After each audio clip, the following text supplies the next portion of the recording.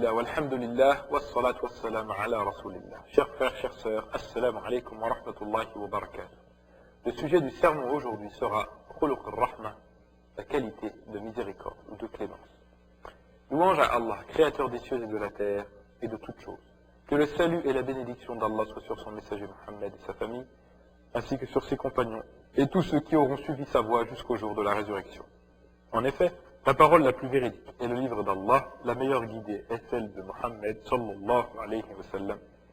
Les pires choses sont celles qui sont inventées, et chaque innovation dans la religion est une hérésie, et chaque hérésie est un égarement. Chers musulmans, craignez Allah sincèrement, car c'est avec la crainte d'Allah que les degrés sont élevés auprès de lui et que le mal est repoussé. Craignez Allah donc aux gens intelligents, afin que vous réussissiez. La vie est construite sur des bases et des principes qui engendrent le bonheur et qui encouragent les créatures à s'aider mutuellement. Parmi ceux-ci figure la miséricorde. En effet, la miséricorde est une grande qualité qu'Allah a donnée aux bienheureux et dont il a privé les malheureux. Allah a implanté la miséricorde dans les créatures et dans la nature des êtres vivants.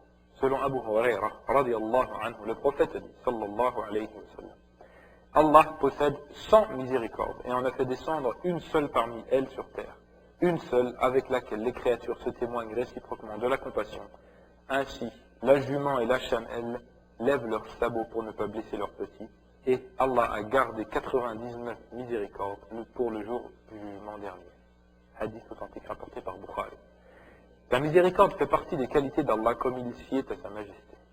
Cependant, elle est en même temps une qualité de perfection chez les créatures. Avec la miséricorde, les créatures ressentent de la tendresse les unes envers les autres. Ainsi, le fort a pitié du faible, il l'aide et le protège contre le mal. L'amour peut donc s'installer entre les hommes. Bien que la miséricorde fasse partie de la nature humaine et soit une grande qualité qu'Allah a créée en ses serviteurs, l'islam a ordonné aux musulmans d'être particulièrement miséricordieux, car l'islam est la religion de la miséricorde, de la bienfaisance, de la justice, de la tranquillité, de la vérité, de la paix et de l'adoration d'Allah.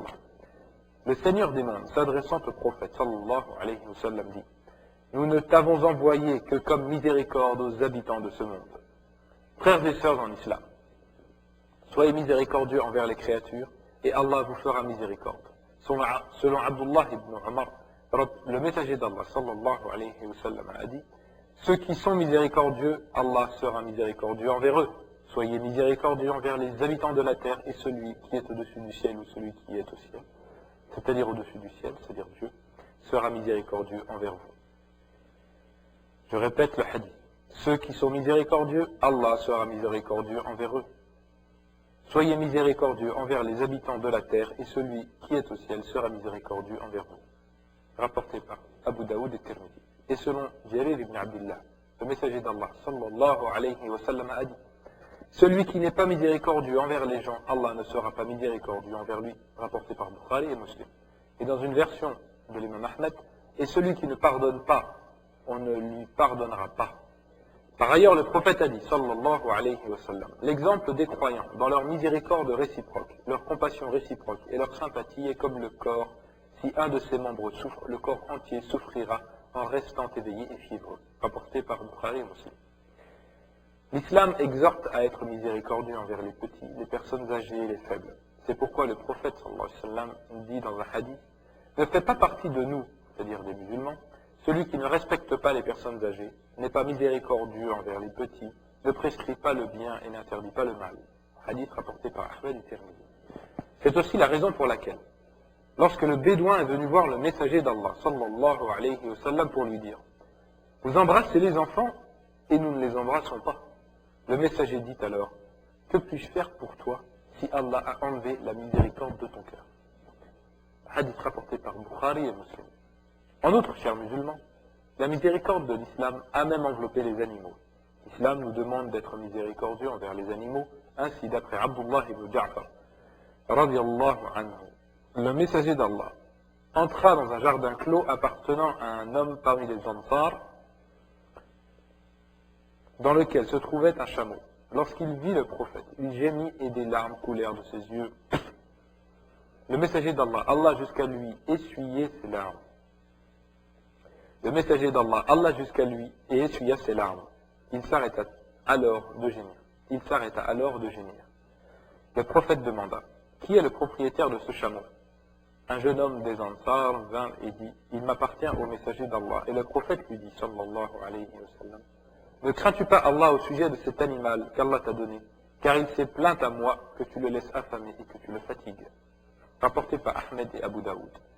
Allah lui a enseigné le langage du chameau, comme il a enseigné à Salomon, Sulayman, le langage des oiseaux.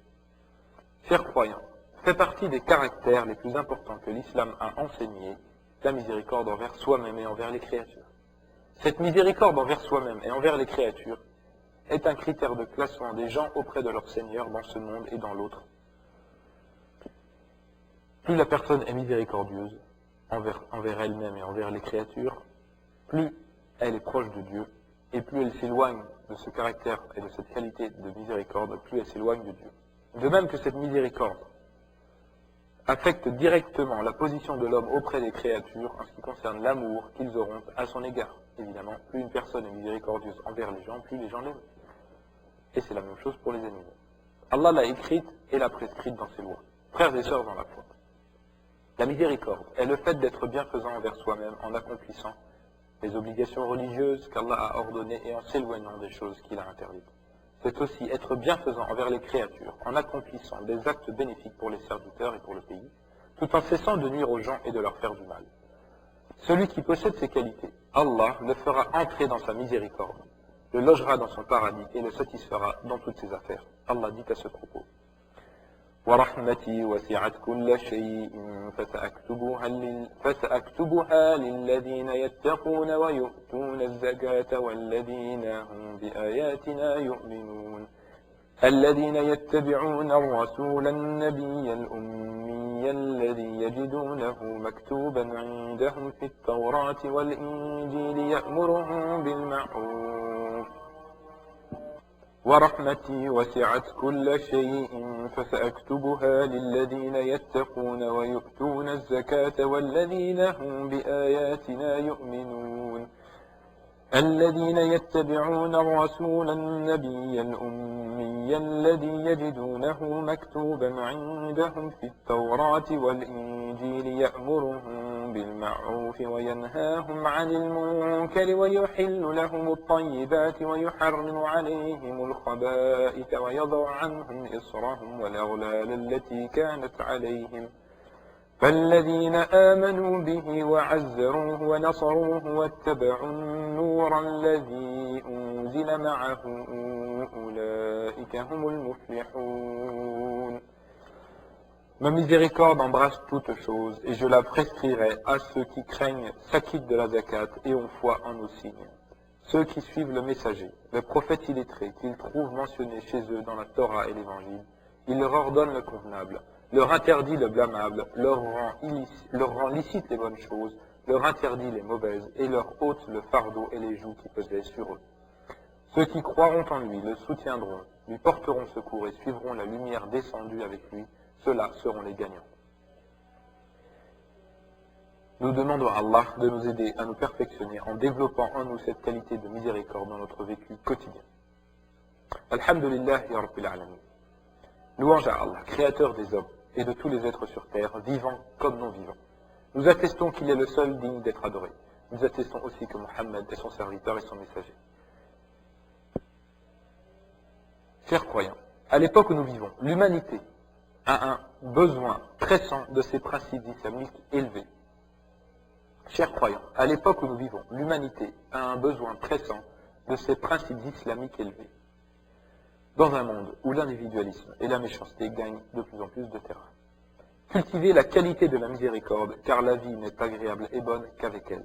Et le premier à profiter de cette qualité est celui qui la possède. Frères et sœurs dans la foi, apprenez votre religion, la religion d'Allah. Adorez votre Seigneur avec discernement et science et soyez miséricordieux envers les créatures de Dieu en donnant généreusement et en vous abstenant de faire le mal, car Allah vous interrogera à propos de ses droits et des droits de ses serviteurs. Le jour où ni les biens ni les enfants ne seront d'aucune utilité, sauf celui qui vient à Allah avec un cœur saint. Par ailleurs, la miséricorde et la clémence sont des qualités du prophète sallallahu alayhi wa sallam. Où sont donc ceux qui l'imitent? Où sont ceux qui sont dominés par le désir de victoire et de vengeance? Où sont-ils par rapport aux qualités du meilleur des messagers, sallallahu alayhi wa sallam? Aïcha, radiallahu anha, fut interrogée au sujet des qualités du prophète, qu'Allah prit sur lui et le salut. Elle répondit, il n'était pas obscène et ne prononçait pas de propos indécents. Il ne criait pas dans les marchés, il ne répondait pas au mal par un autre mal, mais il pardonnait et était clément. Hadith rapporté par Ahmed et Tirmidhi. Allah dit dans le Saint-Coran, c'est par quelque miséricorde de la part d'Allah que tu as été si doux envers eux. Toi, Mohammed, tu as été si doux envers eux. Mais si tu étais rude au cœur dur, ils se seraient enfuis de ton entourage. Pardonne-leur donc et implore pour eux le pardon d'Allah. Qu'Allah nous couvre de sa miséricorde le jour du jugement. Et également dans notre vie ici-bas et dans l'au-delà, dans notre tombe, le jour de la résurrection, le jour du jugement. Et qu'il nous introduise dans son infinie miséricorde dans les jardins d'Éden, les jardins du paradis, en compagnie des prophètes, des martyrs, des véridiques et des pieux. Amin. Je vous remercie pour votre attention. سبحانك اللهم وبحمدك أشهد أن لا إله إلا أنت واستغفرك وأتوب إليك وصلى الله وسلم على نبينا محمد وعلى آله وصحبه أجمعين والسلام عليكم ورحمة الله وبركاته.